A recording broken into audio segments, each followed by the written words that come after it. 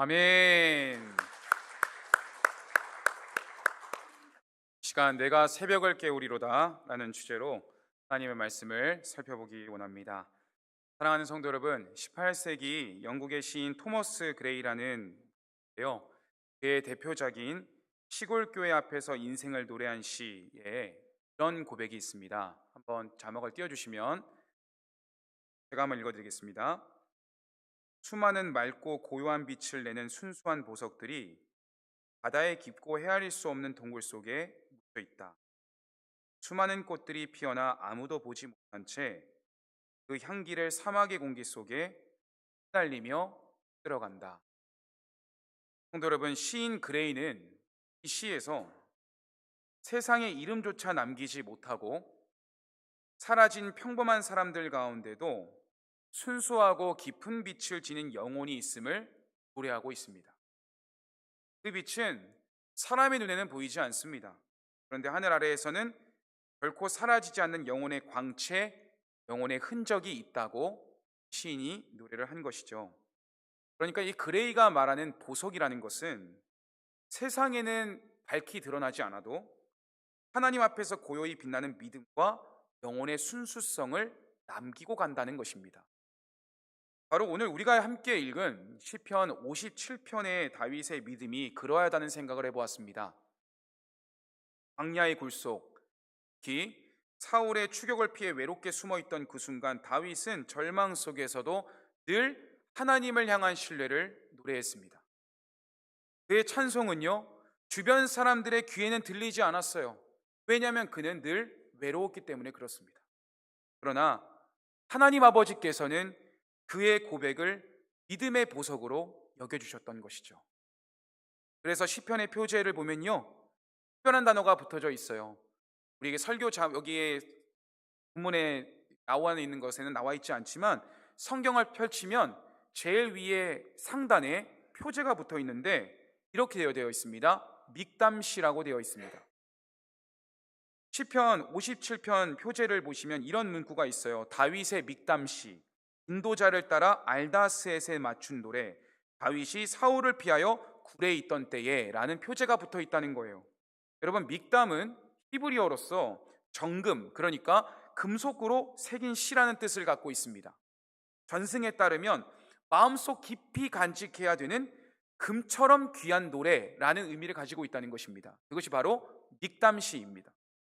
그리고 알다스엣에 맞춘 노래라고 되어 있는데 여기에 쓰여져 있는 알다스엣이라는 것은 고대 히브리어인데요, 이것을 풀이하면 이런 의미예요. 멸하지 마소서. 다시 말해 이 두 단어를 함께 이어서 읽으면 다음과 같은 뜻이 됩니다. 멸망의 자리에서도 정금 같은 믿음으로 하나님께 부르짖는 찬송시, 그것이 바로 오늘 우리가 읽은 시편 57편입니다. 성도 여러분, 세상은 당시 다윗을 도망자요 실패자로 보았지만 하나님은 그를 단련된 정금과 같은 믿음을 소유한 귀한 사람으로 여기셨어요. 그래서 이 시편은 어둠 속에서 더욱 빛나는 금과도 같고 보석과도 같은 믹담시가 되는 것입니다. 다윗은 모든 인간적인 방법이 끊어진 절망적인 자리에서도 오직 하나님만을 의지하며 기도의 입술을 열었습니다. 오늘 본문은 바로 그 동굴 속에서 울려 퍼진 다윗의 간절한 부르짖음입니다. 이 시간 우리는 시편 57편을 살펴보게 될 것입니다. 위기의 순간에도 하나님께 피하는 믿음, 고통의 한복판에서도 새벽을 깨우는 찬양의 영성을 함께 묵상하기 원합니다. 그래서 저는 어떠한 소원이 있냐면 우리 모든 성도님들의 삶의 이야기가 오늘 말씀을 통하여 하나님이 인정하시는 오늘날의 믹담시가 되기를 간절히 소원합니다. 오늘 시편 57편이 우리에게 주는 영적 교훈 첫 번째는 무엇일까요? 첫째 읽어볼까요? 시작. 하나님은 절망의 자리를 동역의 자리로 바꾸십니다. 시편 57편 1절 2절 말씀을 읽겠습니다. 오늘 본문이죠. 같이 읽겠습니다. 시작. 하나님이여 내게 은혜를 베푸소서, 내게 은혜를 베푸소서. 주께로 피하되 주의 날개 그늘 아래에서 이 재앙들이 지나기까지 피하리이다. 내가 지존하신 하나님께 부르짖으며 곧 나를 위하여 모든 것을 이루시는 하나님께로다. 아멘. 여러분, 이 시편은 표제에 기록된 대로 다윗이 사울을 피하여 굴에 피신했던 때에 기록한 시편입니다. 많은 학자들은 이 굴을 사무엘상 22장의 아둘람 굴로 보는 사람이 있고, 또 어떤 이들은 사무엘상 24장의 엔게디 광야에 있는 굴이라고 이야기하는 사람이 있습니다. 두 굴 모두 다윗 인생의 밑바닥이라는 공통점이 있습니다. 동시에 하나님의 은혜가 가장 깊이 임한 자리였고 하나님을 만난 장소였어요. 먼저 저는 이 시편을 아둘람 굴의 상황으로 보고 말씀을 나누려 합니다. 사무엘상 21장을 보시면 다윗은 사울의 추격을 피해서 본국 이스라엘 땅에서도 설 곳이 없는 처지에 이르게 되었습니다. 더 이상 숨을 곳이 없어요. 자신의 나라인데 있을 곳이 없는 것이죠. 그래서 그는 마침내 적국 블레셋의 가드라는 지역으로 피신합니다. 여러분, 가드는 어떤 곳일까요? 골리앗의 고향이자 이스라엘의 원수의 땅이었습니다. 그곳 사람들은 다윗을 곧장 알아보는 거예요. 왜냐하면 자신의 장수였던 골리앗을 쓰러뜨린 자가 다윗이었기 때문에 그렇습니다. 그러니까 뭐라고 하냐면 다윗을 곧장 알아보고는 저 다윗이라는 자는 사울이 죽인 자는 천천히요 만만이라 부르던 자가 바로 그 다윗 아니더냐, 그러면서 두려워 떨면서 그를 제거해야 된다고 이야기를 하는 것이죠. 그러자 다윗은 나의 정체가 탄로되었다라고 판단하여서 어떻게든 살기 위해 무슨 대책을 세우냐면 이방왕 앞에서 미친 척을 하기로 결단을 한 거예요. 그래서 수염에 침을 질질 흘리는 모습을 하면서 나는 다윗이 아니다, 나는 그런 속임수를 가지고 수치를 보이면서까지 간신히 그곳에서 살아남으려고 발버둥을 친 것이죠. 그리고 겨우 도망쳐 들어간 곳이 어디냐면 유다 땅의 변두리에 있는 아둘람 굴이었습니다. 여러분, 모든 길이 막힌 그 자리에서 다윗은 세상보다 크신 하나님 앞에 피신했습니다. 그는 철저히 낮아진 자리에서 오늘 시편에서 이런 고백을 하는 것입니다. 하나님이여 내게 은혜를 베푸소서. 하나님이여 내게 은혜를 베푸소서. 그는 모든 길이 막히니까 마지막 남은 길이 어디예요? 하나님의 품인 것이죠. 하나님께 가기로 결단을 한 것입니다. 여러분, 우리는 사람에게 실망해도 사람을 의지하게 됩니다. 물질을 의지하지 않으려고 해도 물질을 의지하는 우리의 연약함을 보게 되지 않습니까? 그런데 오늘 본문의 다윗을 보십시오. 다윗은요, 사람에게 찾아가지 않아요. 세상 권력, 무력에 의지하지 않습니다. 동맹국 찾아가지 않습니다.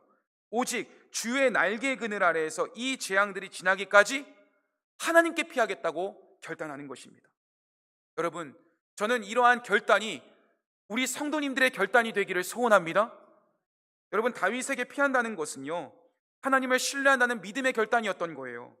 그는 불의 어두움보다 더 깊은 하나님의 품으로 파고들었어요. 그래서 그 굴은 세상의 끝이 아니었고 하나님께 피신한 은혜의 시작점이 될 수 있었던 것이죠. 여러분, 아둘람 굴에는요 어떠한 사람들이 몰려들기 시작했냐면 참 이해가 되지 않습니다. 환난당한 자가 모여들었고 빚진 자가 모여들었고 마음이 원통한 자들이 다윗에게 몰려들었습니다. 여러분, 그들은 정치적으로는 사울의 압제아래에 신음하던 백성들이었고 경제적으로는 어떠한 사람들이에요? 부채에 빚에 눌려서 삶의 희망을 다 잃어버린 사람들이었어요. 감정적으로는 어떠한 사람들이에요?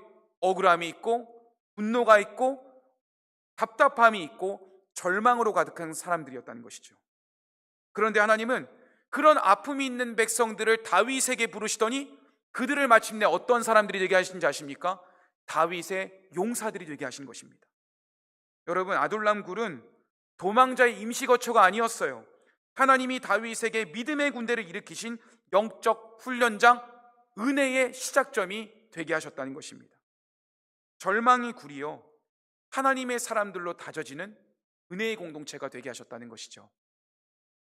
저는 이 공동체를 보면서 어떤 예화가 참 맞을까라는 고민을 해봤어요. 사진 한번 띄워주시겠습니까?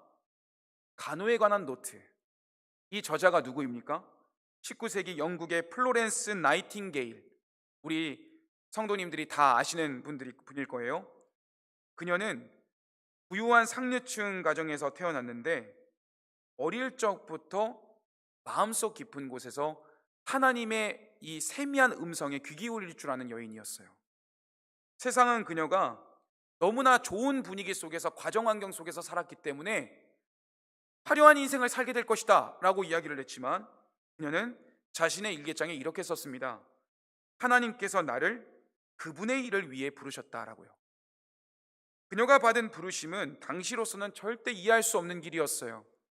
그 시절 간호사, 간호라는 일은 굉장히 천한 일로 여겨졌습니다.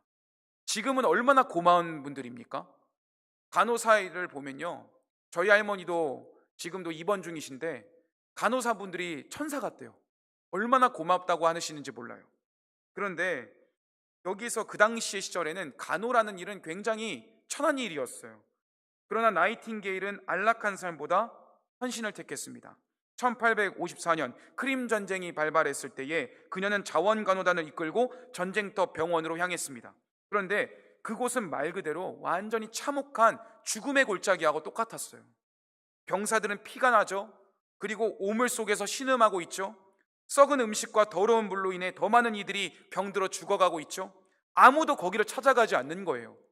그런데 의사들조차도 저들은 벌어진 자들이니 건강한 자들에게 나아가자라고 이야기했지만, 그러나 그 절망의 병동에서 작은 등불을 켜고 간 사람이 누구예요? 나이팅게일이었어요. 그녀는 병사들의 이름을 부르고 그들의 손을 잡아주고 상처를 씻어주고 밤마다 복도를 걸어갔어요. 병사들은 그녀를 뭐라고 하냐면 램프를 든 천사라고 이야기를 했습니다. 나이팅게일은 훗날 일반 가정을 위한 간호 지침서, 방금 올려드렸던 그 사진에 있는 책을 기록했는데, 이 책의 내용이 정확하게는 참된 간호와 그렇지 않은 간호라는 제목의 책이에요. 근데 거기에서 그녀는 이런 유명한 말을 남겼습니다. 간호라는 것은 자연의 일을 대신하는 것이 아니다. 환자의 회복을 통해 우리가 하나님의 동역자가 되는 것이다. 그 결과 그녀의 헌신을 통해 병사들은 다시 인간의 존엄성을 회복하게 되었고, 그 병동은 위생개혁의 출발점이 되었습니다. 여러분, 나이팅게일이 품은 연약한 병사들이 인류의 공중보건과 의료체계를 바꾸는 생명을 살리는 개혁의 씨앗의 역할을 했다는 거예요. 여러분, 저는 이것을 보면서 오늘 본문을 생각해 보았어요. 하나님께서는 상처 많고 억울함 많고 사연 많은 사람들을 오히려 어떻게 하셨습니까? 다윗의 나라에 없어서는 안 될 동역자요 씨앗이 되게 하신 것입니다. 그렇습니다, 성도 여러분. 하나님은 다윗의 절망의 상황을 오히려 동역자를 만드는 기회로 삼으시는 주님이시라는 것입니다. 절망의 굴은요, 사람을 잃는 장소가 아니에요. 왜요? 하나님 앞에 속해 있기 때문에 그렇습니다. 하나님께 속하면 절망의 자리도 동역자를 얻는 자리가 되는 줄로 믿습니다. 사람을 세우는 하나님의 연장이 된다는 거예요. 다윗의 부하들의 입장에서 볼 때 어떤 마음이 들었을까요? 자신 같은 사람을 받아주고 품어주고 이 이야기를 들어주는 다윗에게 그들은 말로 다할 수 없는 감사와 충성을 맹세하게 된 것이죠. 왕이 내 인생을 받아주었으니 나도 왕을 위해 내 생명을 건다. 그런데요, 성도 여러분, 이 관계는 다윗이 병사들을 돕는 입장으로만 끝난 게 아닙니다. 하나님은 다윗을 통해 그 환난당한 자를 세우셨을 뿐만 아니라 그 부하들을 통해 다윗을 다윗되게 하셨다는 거예요. 하나님은 그렇게 함께 살아내는 사람들을 통해 역사를 이루어 가십니다. 그런 의미에서 저는 오늘 헨리 반 다이크라는 한 시인을 떠올리게 됩니다. 그는 미국의 장로교 목사이자 작가요, 프리스턴 대학의 교수였는데요. 그가 쓴 여러 글 중에 우정이라는 짧은 산문시가 있는데 그 글을 읽어드리겠습니다. 진정한 친구는 기쁠 때 함께 웃을 뿐 아니라 슬플 때 그 눈물을 자기 것으로 삼는 사람이다. 그는 내 마음의 고요함을 깨뜨리지 않으면서 그 안에 머무를 줄 아는 사람이다. 이런 말을 남겼어요. 여러분, 우리는 흔히 다윗의 친구라고 하면 누구를 떠올립니까? 요나단을 생각하시죠? 물론 요나단은 다윗 인생의 초기에 하나님께서 보내주신 가장 소중한 동역자였어요. 하지만 하나님은 요나단만 다윗에게 허락한 것이 아니었어요. 다윗이 가장 심령이 가난하고 외로웠던 때에 아둘람굴에서도 그를 위로하고 함께 살아낼 사람들을 붙여주신 것이죠. 성경은 말합니다. 사무엘상 22장 2절 말씀을 제가 읽어드릴게요. 환난당한 모든 자와 빚진 자와 마음이 원통한 자가 다 그에게로 모였고 그가 그들의 우두머리가 되었는데 그와 함께한 자가 약 400명이었더라. 몇 명이었다고요? 400명의 원통한 자가 다윗의 동역자가 되었다는 것이죠. 여러분, 그들은 다 세상으로부터 버림받은 자들이었습니다. 정치적으로 억눌렸고요, 경제적으로는 빚에 눌려서 쫓겨다니기 바빴고요, 감정적으로는 다 상처투성이인 사람들이었어요. 그러나 하나님은 바로 그 사람들을 다윗에게 보내셨습니다. 그들이 다윗의 동굴에 채워졌고 그들의 눈물과 상처가 다윗에게 또 다른 위로가 되었습니다. 여러분, 그러니까 다윗은 그들과 함께 울기도 하고 함께 일어설 수 있었던 거예요. 하나님은 그렇게 부서진 마음으로 함께 살아내는 사람들, 즉 하나님의 손길이 닿은 동역자들을 보내주신 것이죠. 여러분, 다윗은 그들의 리더로 세워졌지만 사실은 그들 덕분에 다윗이 다윗된 것입니다. 하나님께서는 오늘 우리에게도 그런 동역자들을 주십니다. 그 동역자들이 누구입니까? 바로 우리 구글산교회, 내 옆에 앉아있는 우리 성도님들인 줄로 믿습니다. 그 누군가를 통해 나 역시 세워지게 된다는 거죠. 절대로 교회는 나 혼자서 세워질 수 없습니다. 고난을 이겨내는 것, 고난의 턴을 이겨내는 것은 동역자의 헌신과 기도가 필요합니다. 여러분, 지금 앞에 있는 저 이세종 목사가 부임한 지 몇 개월 됐는지 아십니까? 제가 하도 이야기해서 아실 거예요. 이제 6개월 됐어요. 구글산교회에 부임한 지 6개월하고도 5일이 지났습니다. 저는 3년 사역한 것 같은데 6개월밖에 안 됐어요. 그런데 저는 이 성도님들, 처음에는 제가 나이가 너무 어리니까 나이를 숨기자 이런 생각이 들었는데, 제 나이 다들 아십니까? 제가 39살이에요. 얼마나 젊은 나이입니까?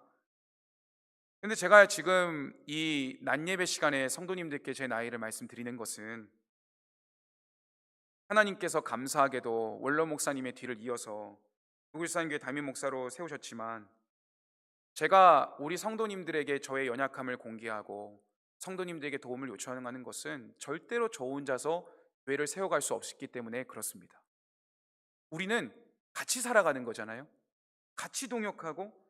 그래서 우리는 늘, 제가 오늘 그 순회하면서 제가 초등부에도 설교를 하고 이렇게 했는데, 제가 그랬어요. 인정하기 싫으시겠지만 우리 선생님들과 저는 한 가족이라고. 우리 성도님들은 저와 같은 한 가족인 줄 믿으십니까? 같은 가족이잖아요. 그래서 저는 교회 곳곳을 다니며, 그리고 가정을 찾아가며 우리 성도님들을 찾아가며 신방을 하는데, 참 우리 성도님들이 날이 갈수록 소중하고 더 저의 가족이라는 게 느껴져요. 그래서 저는 앞으로도 가까이에서 함께 울고 함께 웃는 목사로 서고 싶습니다. 그래서 저는 성도님들의 아픔을 함께 느끼는 건데, 이것이 저만 여러분에게 쏟아내야 되는 것이겠습니까? 그게 아니잖아요. 우리 성도님들도 함께 저를 위해서 기도해 주시고, 그리고 우리 구역장님들은 구역원을 위해, 구역원은 구역장을 위해, 그리고 우리 교역자, 부교역자분들을 위해 기도할 때, 우리 교회는 오늘날 정말 훗날 다윗의 용사로 기록되는 아둘람굴 공동체가 되게 될 줄로 믿습니다. 그래서 여러분, 아둘람굴은 슬픔이 아니에요. 은혜예요. 다음으로 시편 57편이 우리에게 주는 영적 교훈 두 번째를 살펴보기를 원하는데, 첫 번째는 동역자에 대한 이야기를 살펴보았습니다. 그럼 둘째 한번 읽어볼까요? 시작. 하나님은 절망의 자리를 보호의 자리로 바꾸십니다. 동역의 자리로 바꾸신 것이 첫 번째였는데, 두 번째는 어떤 자리예요? 보호의 자리로 바꾸신다는 거예요. 여러분, 우리는 첫 번째 교훈에서는 다윗의 상황을 아둘람굴이라는 배경하에 하나님께서 절망 중에서도 그 절망이 동역자를 만드는 기회가 되게 하셨다라고 말씀을 드렸어요. 그런데 오늘 우리가 묵상한 시편 57편은 그와는 또 다른 장소인 엔게디 광야의 동굴과도 밀접한 관련이 있습니다. 그래서 함께 살펴봐야 됩니다. 많은 학자들은 이 시편에서 말하는 동굴이 사무엘상 24장의 사건, 곧 엔게디의 동굴로 보는 견해를 동시에 말하고 있다는 거예요. 그러면 우리는 이렇게 말할 수 있습니다. 아둘람에서는 하나님이 동역자를 붙여주셨고, 엔게디에서는 하나님이 직접 다윗을 지키셨다는 것입니다.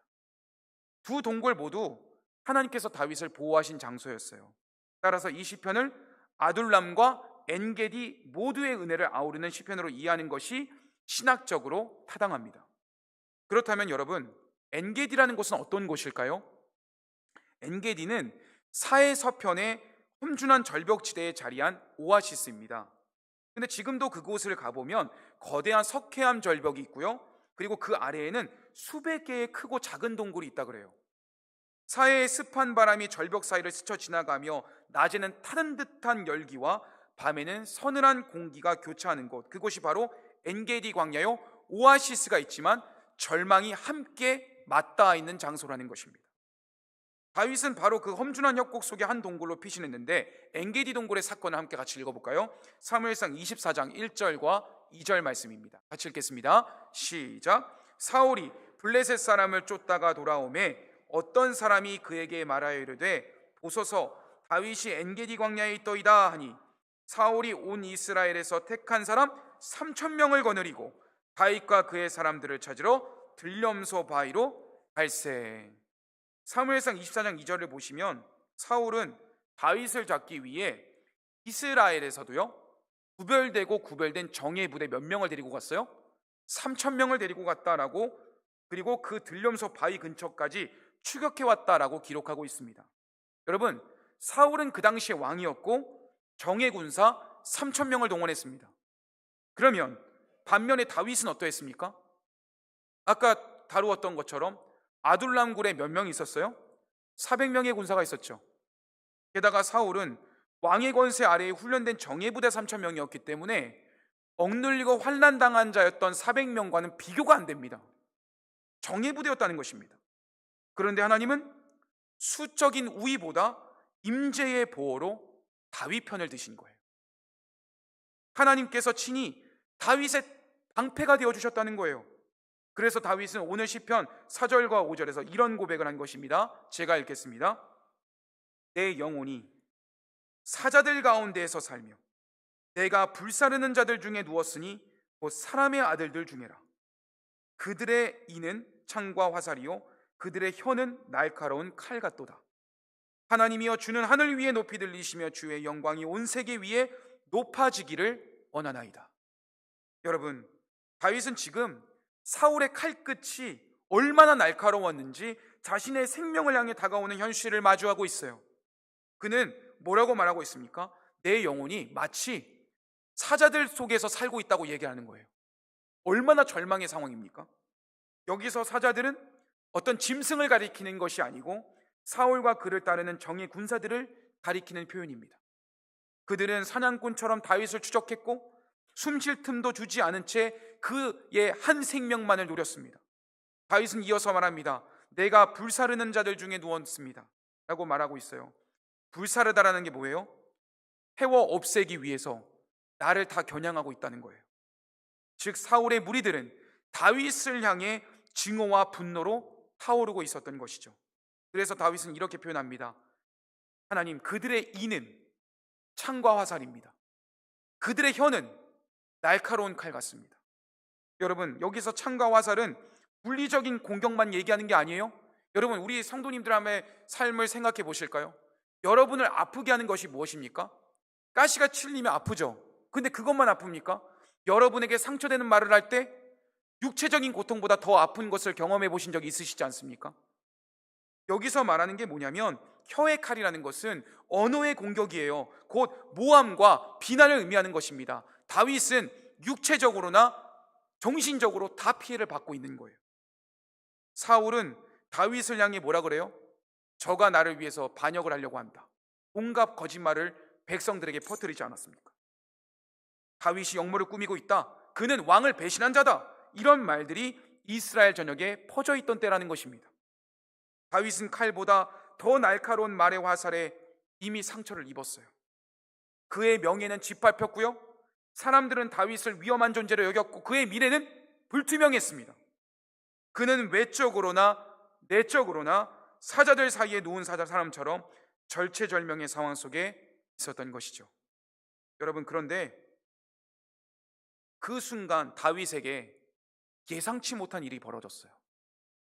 사울이 다윗이 숨어 있는 그 수많은 동굴 중에 딱 한 군데에 숨어 있었는데 그 동굴로 사울 왕이 들어온 것입니다. 왕이 눈앞에 있고 그의 군대는 바깥에 있습니다. 그때 하나님께서는 사울의 눈을 가리셔서 다윗을 발견하지 못하게 하십니다. 다윗이 코앞에 있었지만 사울은 보지 못했어요. 그 동굴 안에서 다윗은 인생의 가장 큰 시험을 만납니다. 무엇입니까? 사울이 그 동굴에 들어왔고 혼자서 잠이 들었는데 다윗의 부하들이 계속 다윗을 부추기는 것입니다. 뭐라고 합니까? 오소서 왕이여, 여호와께서 왕의 원수를 당신 손에 넘기셨나이다. 여러분, 얼마나 합당해 보이는 제안입니까? 단 한 번만 칼을 휘두르면, 사울을 죽이면 다윗은 도망자의 신세가 끝나는 것입니다. 억울함도 풀리고요, 새로운 왕으로 설 수 있는 기회가 바로 눈앞에 있었어요. 하지만 다윗은 칼을 들지 않습니다. 그는 하나님의 날개 그늘 아래에 있는 사람답게 절제할 줄 아는 멋있는 사람이었어요. 스스로 문제를 해결하려고 하지 않는 거예요. 그는 자신을 지키는 자가 하나님임을 믿었던 거죠. 이것이 여러분 진짜 보호입니다. 여러분에게 보호라는 것은 무엇입니까? 여러분에게 어떠한 문제를 일으키는 것들이 없어져야 보호인 것입니까? 아닙니다. 하나님이 여러분과 함께 하실 때 진정한 보호를 받는 것인 줄로 믿습니다. 다윗은 그것을 알았다는 거죠. 하나님이 나를 지키시는 것을 알기 때문에 복수를 포기해도 하나님은 나를 지키신다. 그것을 알았다는 것이죠. 하나님께 피한 사람은요, 이길 수 있는 싸움도 하지 않아도 되는 거예요. 왜냐하면 하나님이 그를 위하여 싸워주시고 결국 승리를 허락해 주실 것을 알았기 때문입니다. 사랑하는 성도 여러분, 혹시 지금 여러분 가운데에 내 삶이 막다른 골목 같고 엔게디 광야 같고 아둘람굴 같은 상황 가운데 계신 성도님들이 계십니까? 하나님은 그 자리에 그 동굴 가운데 살아가고 있는 여러분에게 말씀하십니다. 나의 아들아, 나의 딸아, 나의 날개 그늘 아래에 거하는 너희는 안전하다. 내가 너를 지키고 있노라. 내가 너를 품고 있으니 너는 안전하다 라고 말씀하시는 것입니다. 오늘날 성도님들 가운데에 그 동굴과 같은 상황을 지나고 계신가요? 두려워하지 마시기 바랍니다. 기억하시기 바랍니다. 주님의 날개 아래라면 상황이 아무리 악해도, 아무리 절망적이어도 그곳은 회복의 자리인 줄로 믿습니다. 여러분, 하나님이 숨기신 사람을 대적이 찾지 못합니다. 3,000명의 정예부대가 풀어서 찾아도 다윗 한 사람을 찾지 못해요. 왜요? 하나님의 그늘 아래에 살기 때문에 그렇습니다. 그러므로 오늘 우리도 다윗처럼 고백합시다. 내 영혼이 주께로 피하되 주의 날개 그늘 아래에 피하리이다. 저는 오늘날 우리 성도님들의 엔게디 동굴이 절망의 장소가 아니고 건짐의 은혜를 경험하는 하나님의 기적의 장소가 될 줄로 믿습니다. 마지막으로 시편 57편이 저와 여러분에게 주는 영적 교훈 마지막은 무엇일까요? 셋째, 같이 읽어볼까요? 시작. 하나님은 절망의 자리를 찬양의 자리로 바꾸십니다. 둘째는 보호의 자리였죠. 첫 번째는 동역의 자리였죠. 세 번째는 어떤 자리입니까? 똑같은 절망의 자리인데 하나님이 나와 함께 하시면 찬양의 자리가 된다는 거죠. 성도 여러분, 하나님은 우리의 인생에서 가장 어두운 자리를 찬양의 자리가 되게 하시는 주님이십니다. 아둘람의 어둠이, 엔게디의 고통이 다윗의 인생에서는 찬양의 무대가 되었다는 거예요. 그래서 지금 이 자리에 있는 우리 성가대원분들도 참 귀한 거죠. 우리 모두가 찬양하지만 성가대원분들도 늘 기쁜 일만 있으시겠습니까? 힘든 일도 있으실 거 아니에요. 하지만 하나님을 찬양할 때에 이러한 다윗의 은혜가 우리 성가대원분들에게도 임하게 되는 줄로 믿습니다. 그런데 사실 다윗의 현실만 보면 그 깊은 동굴 속에서는요, 아무것도 보이지 않습니다. 빛도 없고 길도 없고 도움이 되는 사람도 부족합니다. 그런데 놀랍게도 다윗은 시편 57편의 중간 부분을 보시면 그 자리에서 찬양을 하고 있는 거예요. 해결돼서 응답하신 하나님을 찬양합니다라고 말하는 게 아니라 똑같은 절망의 자리인데 찬양의 무대로 바꾸는 것이죠. 그는 절망을 노래로 바꾸었고요, 탄식을 간증으로 바꾸었어요. 여러분, 그것이 바로 믿음의 고백입니다. 찬양은 형편이 좋아서 하는 거 아닙니다. 하나님이 여전히 내 하나님이시기 때문에 절망의 자리도 곧 이 절망을 은혜가 되게 하실 것을 믿기 때문에 절망의 자리에서도 찬양을 할 수 있게 되는 줄로 믿습니다. 시편 57편 7절 말씀, 오늘 본문 2절 읽어볼까요? 시작. 하나님이여, 내 마음이 확정되었고 내 마음이 확정되었사오니 내가 노래하고 내가 찬송하리이다. 아멘. 그는 지금 모든 것이 불안한 상황인데 뭐라고 말하냐면, 하나님, 내 마음이 확정되었나이다 라고 말하고 있어요. 그것도 2번 반복하고 있습니다. 이것은 아름다운 믿음의 선포예요. 히브리어로 확정되었다는 단어는 쿤이라는 한 글자의 단어인데, 이 의미는 그것입니다. 단단히 세워졌다, 흔들리지 않는다. 즉 다윗의 마음은 하나님의 약속 위에 뿌리를 깊이 내렸기 때문에 흔들리지 않는 것이죠. 여러분, 사울의 군대는 여전히 다윗을 잡으려 수색 중이었습니다. 굴 바깥에는 칼을 든 병사들이 그대로 서 있었고 안에는 피난민들이 숨죽여 있었어요. 그럼에도 다윗은 그 자리에서 내가 찬송하리이다 라고 고백하는 거예요. 이어서 8절에 그는 고백합니다. 내 영광아 깰지어다, 비파야 수금아 깰지어다, 내가 새벽을 깨우리로다. 여기서 영광은 그의 자신의 명예를 말하는 게 아닙니다, 성도 여러분. 히브리시에서 종종 영광이라는 단어는 어떤 의미를 쓰냐면 내 영혼을 허락하신 하나님, 존재를 말하는 거예요. 그러니까 다윗은 지금 자기 영혼을 향해서 하나님이 허락하신 내 영혼을 향하여 명령하는 겁니다. 내 영혼아 깨어날지어다, 울음을 그치고 찬양할지어다. 자기 안에 침묵과 두려움을 흔들어 깨우는 신앙의 고백을 스스로에게 하고 있는 것이죠. 그리고 이렇게 선언하는 겁니다. 내가 새벽을 깨우리로다. 오늘 말씀의 제목입니다. 여러분, 보통 사람은 언제 일어나십니까? 아침에 일어나죠, 그렇죠? 그리고 나이가 들수록 새벽에 잠이 줄어드니까 새벽에 깨게 되지 않습니까? 그러니까 이 말의 의미가 되게 중요한데요, 새벽을 깨우리로다 라고 했는데 원래 사람은 아침에 깹니다. 수동적인 존재라는 것입니다. 수면 시간을 어느 정도 이루고 나서 때가 되었으니 일어나게 되는 거죠, 그렇죠? 그런데 지금 다윗은 반대입니다.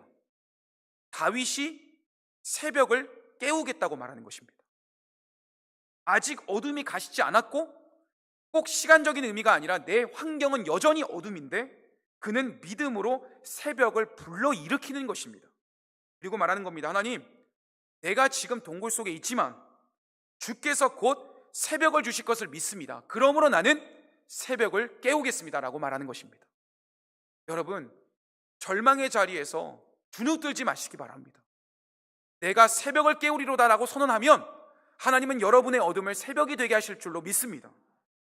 성경을 보면요, 하나님은 언제나 새벽에 일하셨어요. 이것을 부담스러워 하시는 성도님들이 계시지만 성경이 있는데 어떡하겠습니까? 출애굽기 14장 24절 말씀입니다. 같이 읽어볼까요? 새벽에 여호와께서 불과 구름 기둥 가운데에서 애국 군대를 보시고 애국 군대를 어지럽게 하시며, 자, 이것을 보면 이스라엘이 홍해를 건넌 시간은 새벽이었습니다. 자, 그 다음 여호수아 6장 15절 말씀, 일곱째 날 새벽에 그들이 일찍이 일어나서 전과 같은 방식으로 그 성을 7번 도니 그 성을 7번 돌기는 그날뿐이었더라. 그러니까 여리고 성이 무너지는, 그러니까 가나안 땅에 입성해서 처음 전쟁을 하고 최종 승리를 했던 날도 새벽입니다. 그리고 다른 것 볼 것 없이 겟세마네 동산에서 예수님은 동틀 무렵 십자가를 앞두고 땀방울이 피가 되도록 기도하셨죠. 그 새벽의 기도가 바로 구원의 시작이었습니다. 그렇습니다. 여러분, 새벽은 하나님께서 새로운 역사를 시작하는 시간이에요. 새벽은 어둠이 물러가고 빛이 시작되는 시간입니다. 하나님은 지금도 믿음으로 새벽을 깨우는 자들을 통해 일하십니다. 사랑하는 성도 여러분, 우리의 삶에도 여전히 굴 같은 시간이 있어요. 어둠의 터널이 있다는 거예요. 제가 지난 한 달 동안 신기한 일을 경험했어요. 왜냐하면 제가 전혀 연락하지 않고 뜻하지 않았는데 제가 5년 동안 품었던 울산교회 고등부 제자들이 다 청년을 앞두고 있고 청년이 되었는데 제가 우연히 만난 거예요. 3번을. 한 달 동안. 그런데 원래 그런 게 있어요. 성도님들은 이해가 안 되실 수 있는데 교육자들 사이에서는 철칙이 있어요. 무교육자들 사이에서는. 그게 뭐냐면 제가 만약에 5년 동안 사역을 했잖아요. 그리고 다른 교회로 이동을 했잖아요. 그럼 아무리 정이 들어도 그 제자들에게 연락을 하면 안 됩니다. 왜 그럴까요? 만약에 다음 세대 아이들이 제가 떠나고도 이 아이들하고 연락을 하면 새로운 리더십이 흡수가 되지 않을 거잖아요. 새로운 교육자와 합을 맞춰야 되기 때문에 저는 그런 얘기를 했었어요. 우리 고등부 제자들에게 얘들아, 목사님은 정말 인생을 바쳤다고 생각할 만큼 너희들을 사랑했다. 그런데 나는 너희들에게 연락하지 않을 거야. 하지만 우리는 SNS를 통해서도 소통할 수 있고 서로 좋아요 버튼만 누르자. 말은 하지 말자. 그것만 있어도 우리는 서로의 마음을 알 거니까. 그리고 하나님은 만나게 하실 때 우리를 만나게 하실 거야. 이렇게 이야기를 했어요. 그리고 저는 정말로 당당하게 말씀드릴 수 있는데 저의 제자와 같은 그 아이들을 연락하지 않았습니다. 그런데 지난 한 달 동안 어디서 만났냐면 제가 창조 프르지아에 살지 않습니까? 1층에 내려왔는데 목사님 이러는 거예요. 같은 단지에서 살았어요. 그 제자가 이제 22살이 되었는데 제 제자를 만났는데 그 아이가 교회를 참 안 나오고 싶어하고 이탈하는 그런 아이였는데 말씀이 길어서 죄송합니다. 그 아이를 제가 정말 많이 품었거든요. 그래서 이 아이가 이제 새 친구였고 교회를 안 나온 아이기 때문에 제 지금 전도 대상자예요. 저는 그 아이가 여기에 지금 나오기를 소원합니다. 그리고 또 한 명이 어제 제가 만났는데 그 아이는 그 특목고를 다니는 아이였는데 학교의 여러 가지 아픔 때문에 정말 제대로 된 학교 생활을 할 수 없는 아이였어요. 오죽했으면 제가 교회를 옮겨서도 그 어머니께서 목사님, 떠난 목사님한테 연락하면 안 되지만 목사님을 정말로 따랐던 우리 아들이 정말 따랐는데 이 아이들이 이런 어려움이 있고 정말 힘든 가운데 있는데 절망의 터널을 지나가고 있는데 기도해 주시면 안 되겠습니까? 그래서 저는 그 어머니의 요청 때문에 어쩔 수 없이 하지만 그 아이를 생각하는 마음에 기도하고 연락을 한 적이 있었어요. 그런데 그 아이를 어제 만났어요. 병원 앞에 있는 카페에서 우연히 만났어요. 그런데 그 아이가 그러는 거예요. 목사님 꿈꾸는 것 같다는 거예요. 그런데 이 아이가 그때 힘들었던 일들이 저는 그 뒤에 소식이 궁금했지만 알 수가 없었는데 다 해결이 되고 이 아이가 다 회복이 된 거예요. 하나님께서는 어둠의 터널을 지나가고 있는 이 다음 세대 아이에 대한 기도를 들으시는구나. 그것을 기억하면서 얼마나 제가 감사했는지 몰라요. 사랑하는 성도 여러분, 어떤 분은 가정의 문제가 있을 수 있고 어떤 분은 우리 가족의 건강의 문제로 또 어떤 분은 관계의 상처로 그 굴 속에 머물러 있는 성도님들이 계실 수 있습니다. 그러나 그 자리에서 하나님을 찬양하기로 결단할 때 하나님께서는 절망의 공간을 하나님을 찬양하는 예배의 공간이 되게 하시는 줄로 믿습니다. 찬양은 환경을 바꾸지 않아도 마음을 바꿉니다. 그런데 우리 하나님은 그 마음만 바꾸시게 하는 것이 아니라 찬양의 고백을 들으시고 우리의 그 문제의 원인을 해결하시는 주님이시라는 것입니다. 이번 한 주간은 우리 교회가 드리는 특별 새벽 기도회가 그러한 믿음의 새벽이 되기를 소원합니다. 여러분, 제목을 보시면서 부담을 느끼신 성도님들이 계십니까? 어느 정도 목적도 있습니다. 저는 이번에 처음으로 감당하는 특별 새벽 기도인데 사실 그래요, 여러분. 여러 가지 사정으로 또 타지로 가셔야 되는 분들은 특별 새벽 기도를 지키기 어려우신 거 저 이해합니다.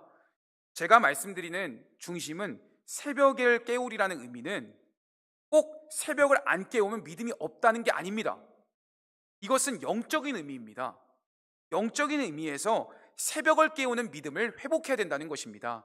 그런데 제가 왜 이 특별 새벽 기도를 강조하냐면 우리가 늘 죄성이 있고 기도를 안 하고 싶어하는 마음이 더 많이 생기는 존재이기 때문에 이런 기회가 있어야 한 번이라도 하나님께 더 나아가게 된다는 것입니다. 여호와께 돌아가자는 그런 결단이 저는 우리 성도님들 모두의 결단이 되기를 소원합니다. 그래서 부득이하게 나오기 어려우시다면 삶의 자리에서, 골방의 자리에서 기도하시기 바랍니다. 다윗처럼 저는 우리 성도님들이 내 마음이 주님께로 확정된 사람이 되기를 소원합니다. 하나님께 마음을 고정하는 사람이 되기를 소원합니다. 그 사람을 통해 하나님은 오늘도 우리 성도님들을 통해 크신 역사를 이루실 줄로 믿습니다. 그 역사의 주인공이 되시는 모든 성도님들이 되시기를 주님의 이름으로 축원합니다. 기도하겠습니다.